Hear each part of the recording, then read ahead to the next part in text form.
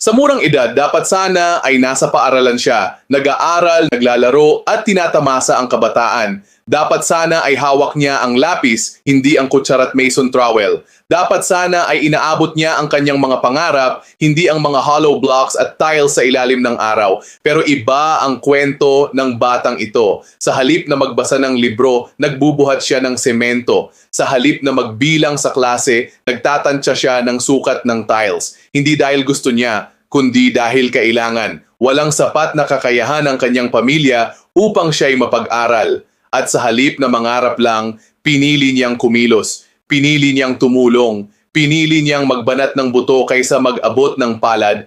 Batang mason, batang magta-tiles, batang dapat sana'y nasa eskwela, pero ngayoy isa ng simbolo ng sakripisyo at pag-asa.